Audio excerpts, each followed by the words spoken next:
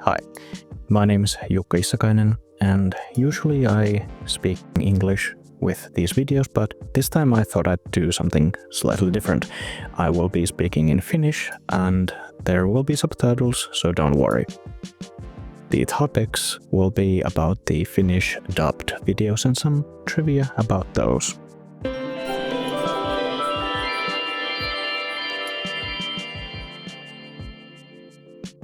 Moi, eli Jukka tässä, hei.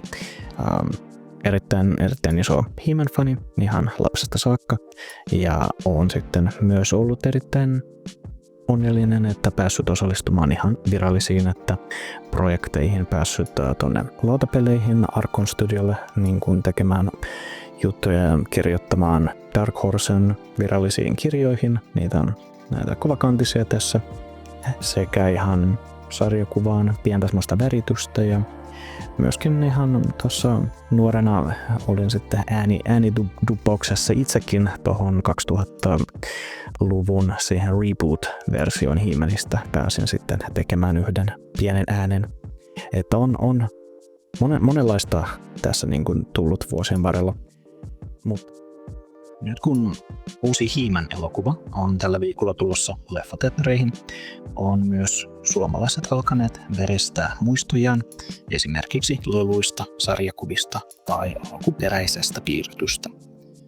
Viimeisimmät pari podcastia, jotka vilkaisin, muistutti minua myös siitä, että riippuen mitä mediaa on lapsena ehkä seurannut, niin myös He-Manin taikasanojen käännöksissä on faneilla eri kokemuksia. Sarismiehet podcastilla löytyy teksti Harmaakallon tähden, minä olen vahvin. Ja toisaalla Totuus elokuvasta kanavalla oli vanhaa piirrettyä koskien tämä muisto. Skeletorilla on jonkinlainen juoni, ei mene montaakaan sekuntia ennen kuin Adam sanoo, että anteeksi kaikki, mun täytyy lähteä, Prinssi Adam, että mun täytyy lähteä tonne. Ja sitten tulee by the power of Grayskull! Tämä on muuten suomennettu siis, että kautta Pääkallolinnan mahdin, minulla on taikavoimaa. Se on juuri näin käy. Ja sitten... Joten ajattelin ihan pikaisesti tarkastella näitä kuuntelukasetti- ja dubbauskäännöksiä ja lopuksi myös minun mahdollinen osuus, joka voi vaikuttaa uuden elokuvan käännökseen. Kun He-Man rantautui Suomeen, ensimmäisissä minisarjakuvissa ei ollut Prinssi Adam hahmona mukana, joten taikasanoja ei tarvinnut suomentaa. Brio Partner toi leluja maahan vuonna 1983 ja monet lehdet, mistä lopulta pystyi hahmojen seikkailuja seuraamaan, olivat käännetty Saksasta. Ennen kuin Semik toi sarjakuvia sitten paljon myöhemmin. He-Mania kutsuttiin aluksi Hero nimellä ja Castle Grayskull oli pääkallolinna, eli Skull Castle. Näistä käännöksistä on vaikea sanoa, oliko joku tarkistamassa niitä Mattel Suomen puolesta tai Briolla, koska itse tarinan lukiessa esimerkiksi Ram-Man on vaan Ram-Man, mutta sitten hän saattaa olla käännetty listauksissa rautamieheksi tai toisaalla muinasmieheksi.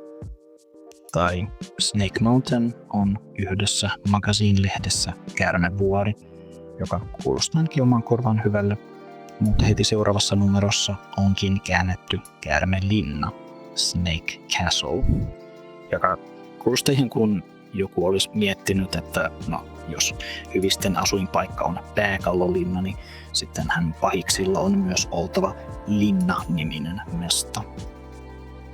Mutta näitä käännöksiä on joka lähtöön, ja riippuen mitä kautta tutustui tähän fantasiamaailmaan, niin monella fanilla on hyvin mahdollisesti muistot kiinni juuri näissä versioissa. Sarjakuvissa, mitä Semik tai Satellite-sarjat tuo Suomeen, on He-Manin taikasanat käännetty ikuisen Eternian nimeen voima on minun. In the name of eternal Eternia, I have the power.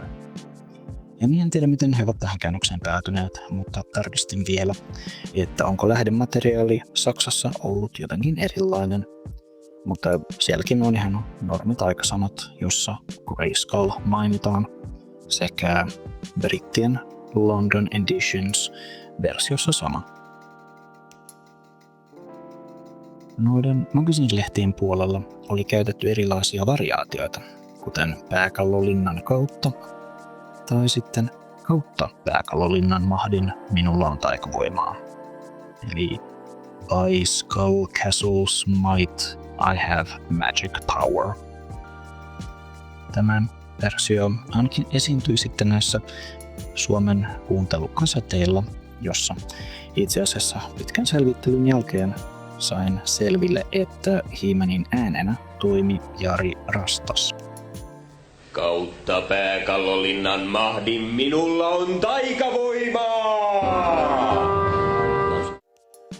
Ennen kuin menen noihin alkuperäisen Filmation piirretyn käännöksiin, niin meillä saatiin Suomessa myös yksi VHS-kasetti, jossa oli The New Adventures of He-Man, tai Super He-Man animaatio.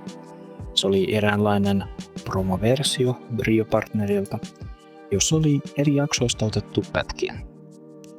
Ja sen dubbauksessa taikasanat ovat hieman erikoiset, koska he lisäsivät jostain syystä loppuun myös englannin sanoja. Kautta Pääkallolinnan voiman. Voima on minun. I have the power. Kuulostaa niin hassulla, kun siellä yhtäkkiä lopuksi tulee vielä tuo pätkä englanniksi. Mutta palaten näihin Filmation-jaksoihin, joita Suomessa tuli dubattuna 3 kasettia, yhteensä 9 jaksoa. Ja itse olen niitä katsellut hyvin paljon. Yksi mielenkiintoinen asia näissä jaksoissa on se, että ääninäyttelijä Pertti Nieminen teki joka kerta uudelleen äänitykset näihin jaksojen introja varten. Vaikka olisivat voineet vaan nauhoittaa sen kerran ja lisätä jokaiseen jaksoon. Mutta tavallaan tykkään, että jokainen intro on siinä mielessä uniikki.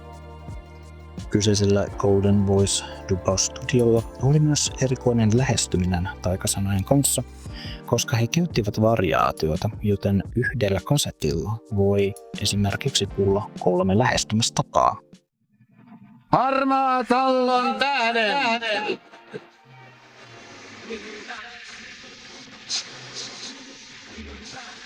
Minä olen Lovi! Harmaan Kallon nimeen!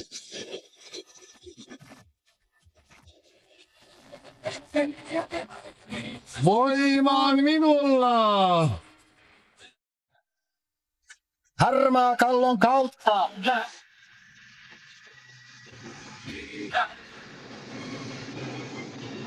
Minä olen vahvin! Tuo kyseinen Harmakallon tähden sanat ja Minä olen vahvin ovat myös joka ikisen jakson introssa, jonka takia itse muistan sen version parhaiten. Myös tärkeänä asiana siihen aikaan oli, että kun 3 kanava näytti He-Man jaksoja, niin siellä tekstityksessä oli samat sanat, joka oli mahdollisesti syy, miten dubbausstudiolla ehkä päätyivät tähän käännökseen. Ja koska näitä käännöksiä oli kuitenkin monta erilaista, niin muistan, että tämän kaltainen yhdenmukaisuus oli vaikuttava asia itselleni, kun piirrettyä tosiaan katselin. Hypätään sitten 2000-luvulle, kun Mattel teki Reboot-lelulinjaston sekä uuden piirretyn. Olin siihen aikaan aktiivisena He-Man.org-foorumeilla ja siihen aikaan vielä piti saada joku amerikkalainen fani auttamaan, että voi nauhoittaa jaksoja ja lähettää minulle Suomeen. Niin pääsin katselemaan tätä uutta tuotantoa suht lähellä sen ilmestymispäivästä. Kuulin sitä kautta myös, että se tulee Suomessa ilmestymään seuraavana vuonna eli 2003 ja jälleen kerran MTV3-kanavalla. Mutta tällä kertaa dubattuna PvP Voicen tekemänä. Otin heihin yhteyttä ja pääsin haastattelemaan äänityksen johtajaa sekä monia ääninäyttelijöitä. Tulin silloin myös ottaneen puheeksi, että onko heillä tarkoitus ylläpitää alkuperäistä kolmoskanavan tai dubbausjaksojen käännöksiä, etenkin Harmaan Kallon linna. Mutta he totesivat, että heillä oli kääntäjä käyttänyt Pääkallolinna-versiota. Pääkallolinnan kautta!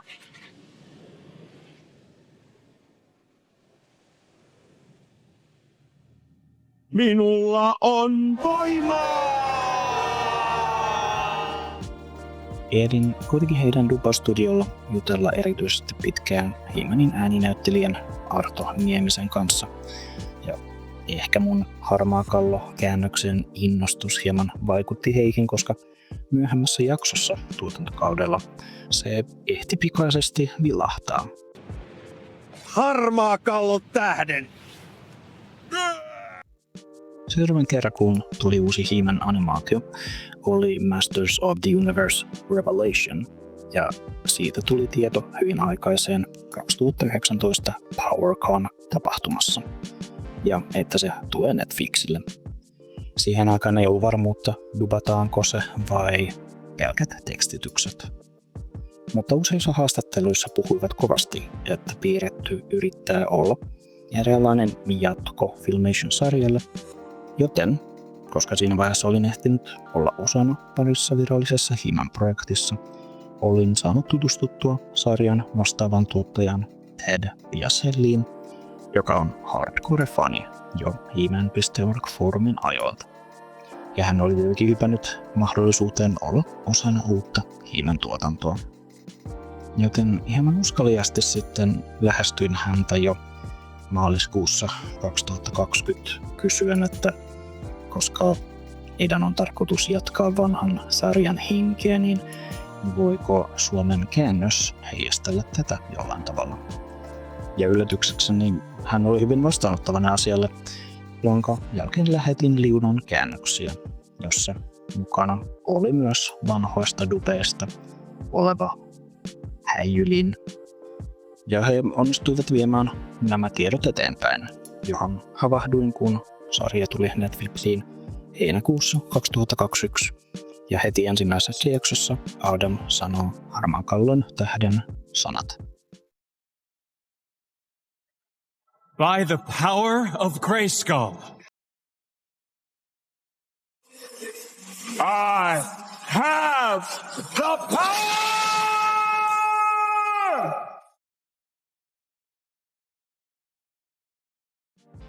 Samana vuonna olin osana Seura-lehden haastattelua, jossa jälleen kerroin toimittajille, että Castle Grayskull on myös käännetty nimellä Harmaan kallon linna.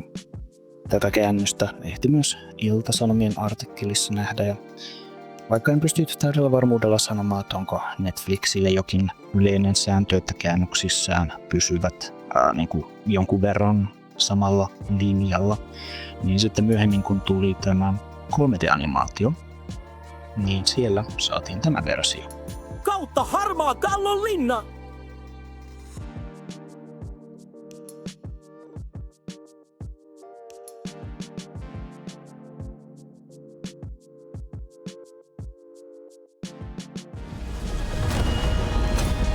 Minulla on voimaa! Ja haluan kovasti itse ainakin ajatella, että koska olin silloin ottanut yhteyttä Netflixiin asian tiimoilta, niin näissä projekteissa olemme sitten saaneet viime aikoina Harmaa kallon linnan, eikä Pääkallon linnaa.